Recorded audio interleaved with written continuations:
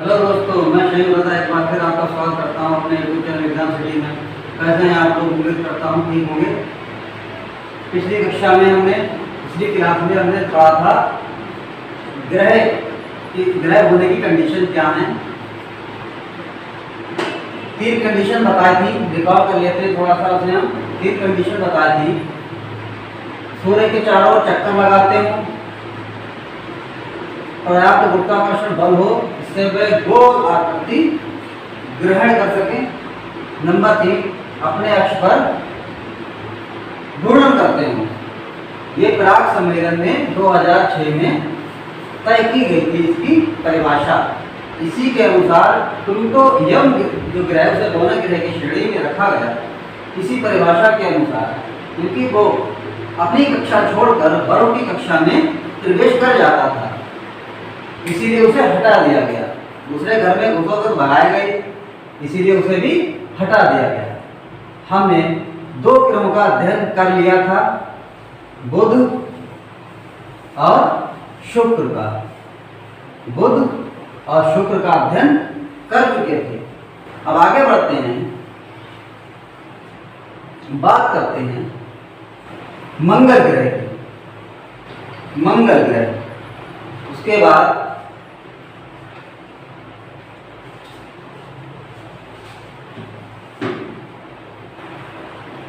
मंगल ग्रह बहुत इंपॉर्टेंट है। मंगल ग्रह यानी कि मार्स, मंगल ग्रह, इसकी विशेषताएं।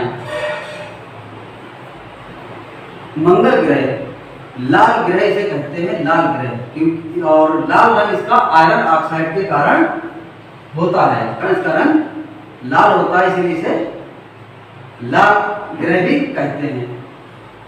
पृथ्वी के समान इसके भी 2 ध्रुव हैं। पृथ्वी के 2 उत्तरी ध्रुव, दक्षिणी ध्रुव हैं। उसी प्रकार 2 ध्रुव हैं।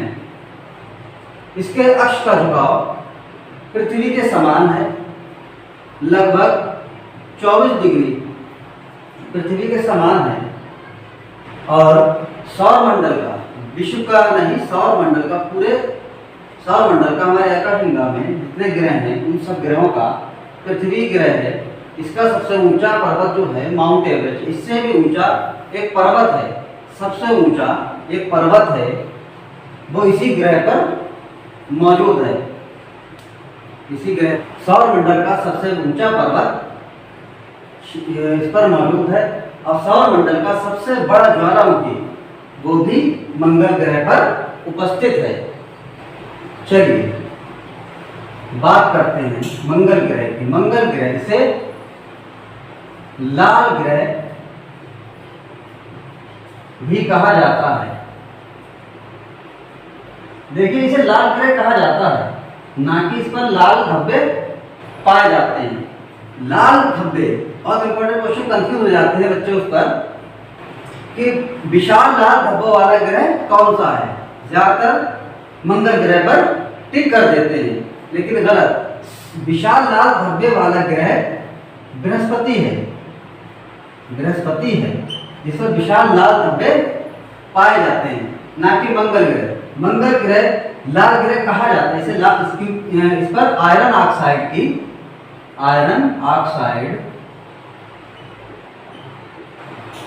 की अधिकता है, इसीलिए इसे लाल ग्रह कहा जाता है। और लाल धब्बे वाला ग्रह बृहस्पति ग्रह। इसके अक्ष का झुकाव पृथ्वी के समान है। पृथ्वी के समान अक्ष का झुकाव, इसके अक्ष का झुकाव लगभग 24 डिग्री। और पृथ्वी का कितना है? इतना, इसीलिए इसका भी इतना, ऑलमोस्ट 1/23.5 डिग्री। ठीक है। मंगल ग्रह,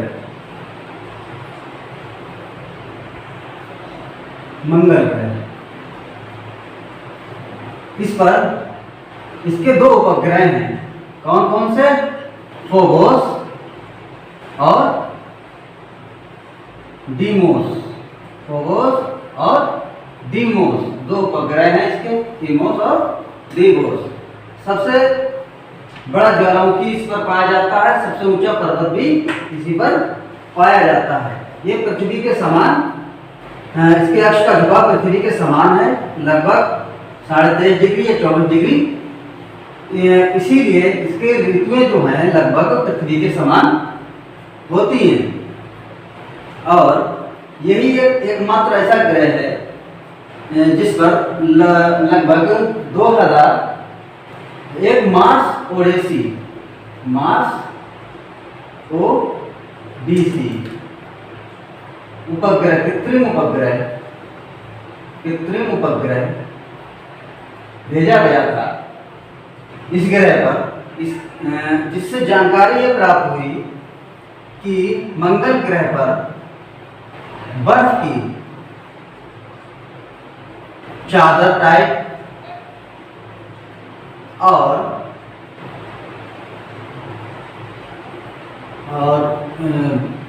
बर्फ लगभग क्या कहते हैं उसको, हाँ, पिघला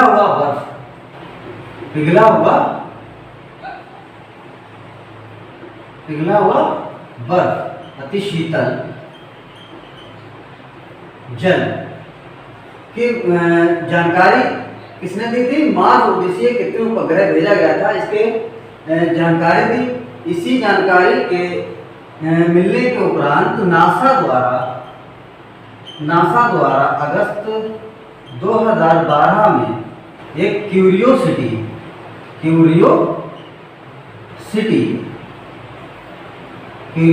रोवर अंतरिक्षयान इसके वातावरण के अध्ययन हेतु भेजा गया, जो ये अध्ययन करेगा कि मंगल ग्रह पर जीवन होने की कितनी संभावना है। यही एकमात्र ऐसा ग्रह है जिस पर जीवन होने की संभावना वैज्ञानिकों द्वारा जताई गई है। और उसी का अध्ययन करने के लिए NASA national aeronautic space agency curiosity rover अंतरिक्षयान भेजा गया, जो इसका अध्ययन करे और यह पता लगाए कि जीवन पृथ्वी के समान जीवन होने की इस पर कितनी संभावना है और किस प्रकार से ये संभावना बन सकती है। ठीक है, और बात करते हैं इसकी सबसे बड़े पर्वत का नाम क्या है और सबसे बड़े ज्वालामुखी का नाम क्या है। तो इसका सबसे बड़ा सौरमंडल का सबसे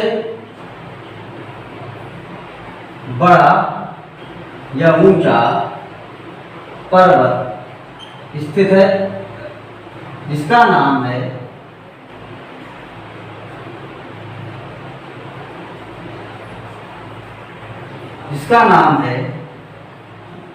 निक्स ओलंपिया सबसे ऊंचा पर्वत है। निक्स ओलंपिया उसका नाम है। यह पृथ्वी का सबसे ऊंचा माउंट एवरेस्ट जो है उससे 3 गुना ऊंचा है। 3 गुना ऊंचा है या बड़ा है? 3 गुना ऊंचा या बड़ा है। बात करते हैं माउंट एवरेस्ट की ऊंचाई कितनी है? 8,850 मीटर। उसकी माउंट एवरेस्ट से भी 3 गुना ऊंचा निक्स ओलंपिया। सबसे बड़ा ज्वालामुखी इसी प्लेनेट पर पाया जाता है, जिसका नाम है ओलिपस मेसी।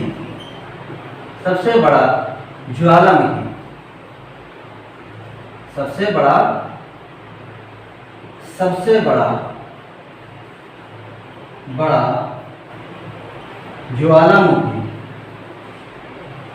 बड़ा सौरमंडल का, इसका नाम है ओलिपस मेसी, ओलिपस मेसी। मंगल ग्रह, यह पृथ्वी का चक्कर लगाने में लगभग 687 दिन का समय लेता है। मंगल ग्रह सूर्य का एक चक्कर लगाने में 687 दिन का समय लेता है। इस पर पृथ्वी के समान दो ध्रुव पाए जाते हैं, दो ध्रुव पाए जाते हैं। चलिए दोस्तों, इसका स्क्रीनशॉट ले लीजिए, फिर बात करते हैं अगले प्लेनेट की। और क्या है वो? बृहस्पति। बृहस्पति प्लेनेट ग्रह जिसके उपग्रहों की संख्या सर्वाधिक है और सबसे बड़ा उपग्रह भी बृहस्पति ग्रह पर उपस्थित है। उसके चारों ओर चक्कर लगा रहा है सबसे बड़ा ग्रह, उपग्रह। बात करते हैं बृहस्पति की। बृहस्पति यानी कि जुपिटर, बृहस्पति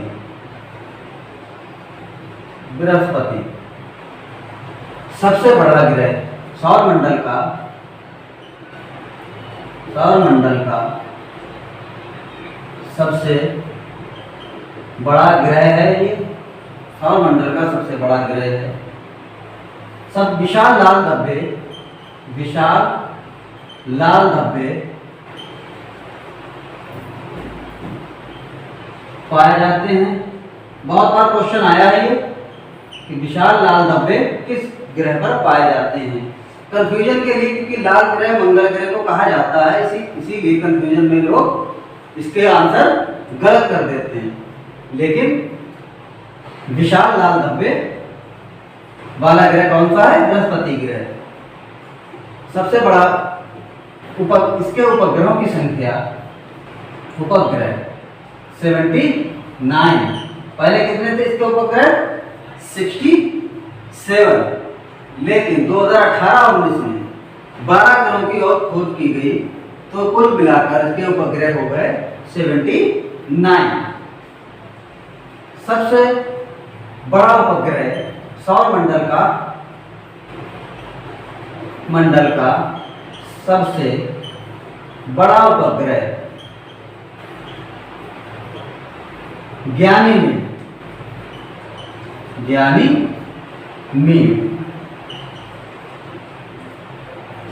उपग्रह गयानीमेड है, जो बृहस्पति ग्रह का उपग्रह है। चलिए, बृहस्पति सबसे बड़ा ग्रह है, जिस कारण पृथ्वी का चक्कर, सूर्य का चक्कर लगाने में इसे लगभग 12 वर्ष का समय लगता है। लिखते हैं सूर्य की परिक्रमा करने में 12 वर्ष लगते हैं। 12 वर्ष का समय लगता है और ये अपने अक्ष पर एक चक्कर 10 घंटे में पूरा कर लेता है। चलिए दोस्तों, इसके बाद आता है हमारा शनि। एक बार रिकॉल कर लेते हैं। सौर मंडल का सबसे बड़ा ग्रह बृहस्पति ग्रह, सब विशाल लाल धब्बों वाला ग्रह बृहस्पति ग्रह। सौर मंडल का सबसे बड़ा उपग्रह जो है वो गयानीमेड बृहस्पति ग्रह का ही उपग्रह है। उपग्रह संख्या 79 है और सबसे ज्यादा उपग्रह बृहस्पति के होते हैं। सूर्य की परिक्रमा करने में 12 वर्ष का समय लेता है और अपने अक्ष पर 10 घंटे में चक्कर पूरा कर लेता है। अब बात करते हैं दोस्तों शनि की। शनि ग्रह, सैटर्न, उसके बाद बताते हैं पृथ्वी। सबसे important Shani, Shani, Saturn, Saturn. इसकी खोज डेनमार्क के खगोल शास्त्री थे जिनका नाम था क्रिश्चियन हाइजेन। उन्होंने 1665 में 1665 ईस्वी में इसकी खोज की। खोज किसने की? 1665 ईस्वी में डेनमार्क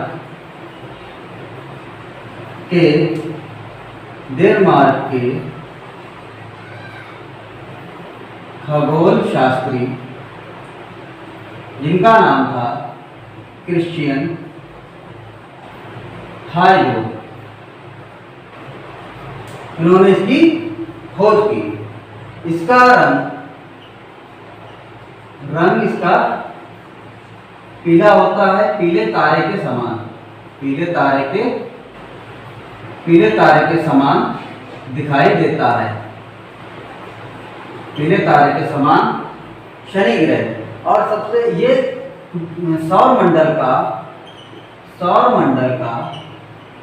दूसरा सबसे बड़ा ग्रह है।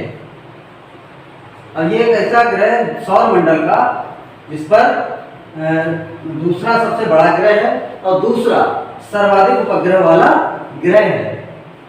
दूसरा सर्वाधिक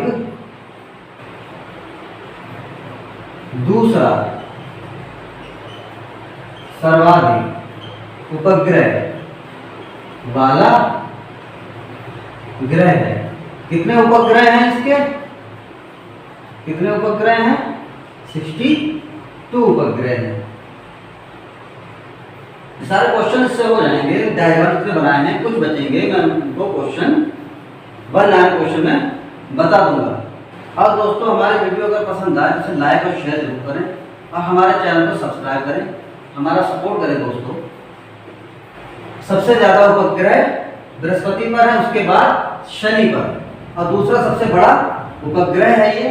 और इसका रंग पीले तारे के समान दिखाई पड़ता है। इसकी एक सबसे खास विशेषता ये है कि इस पर वलय पाए जाते हैं, 7 वलय पाए जाते हैं। वलय, जो वलय होते हैं, आपने फिल्मों में, मूवियों में, हॉलीवुड में देखा होगा, सीरियल आता था शक्ति, उसमें भी दिखाते थे, शक्तिमान में जो ग्रह होता था उसके इस तरह से वलय होते हैं। ठीक है, इस तरह से बनेगा। ठीक है, इसके चारों वलय ये इस तरह से होते हैं। ठीक है, सबसे बड़ी विशेषता इसकी है, इस पर 7 वलय पाए जाते हैं। एक बार रिकॉल कर लें। इसकी खोज डेनमार्क के खगोल शास्त्री क्रिश्चियन हाइजेन ने 1665 ईस्वी में की थी। इसका रंग पीले तारे के समान दिखाई पड़ता है। ये सौर मंडल का दूसरा सबसे बड़ा ग्रह है और ये सौर मंडल के सर्वाधिक उपग्रह वाला दूसरा सबसे बड़ा ग्रह है। सबसे ज्यादा उपग्रह किसके हैं? शनि के, बृहस्पति के, उसके बाद आता है शनि।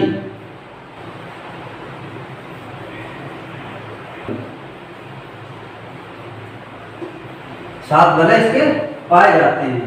एक विशेषता इसकी और ये है कि इसका घनत्व इतना कम है, इसका घनत्व सभी ग्रहों से कम है और इसका घनत्व पानी से भी कम है। इतना बड़ा ग्रह होने के पश्चात भी अगर इसे पानी में रख दिया जाए तो ये पानी के ऊपर तैरता हुआ नजर आएगा। इतना इसका कम घनत्व है। इसका घनत्व पानी से भी कम घनत्व है और इसका सबसे बड़ा सौर मंडल का सबसे बड़ा उपग्रह इसी पर इसका ही है। इसका नाम है टाइटन। सौरमंडल का दूसरा सबसे बड़ा उपग्रह टाइटन किसका है? शनि का। चलिए दोस्तों, अब आपका पृथ्वी सबसे बाद में बताएंगे। और अगला ग्रह अरुण, अरुण की बात करते हैं। अरुण की खोज, प्लैनेट अरुण जिसकी खोज 1781 ईस्वी में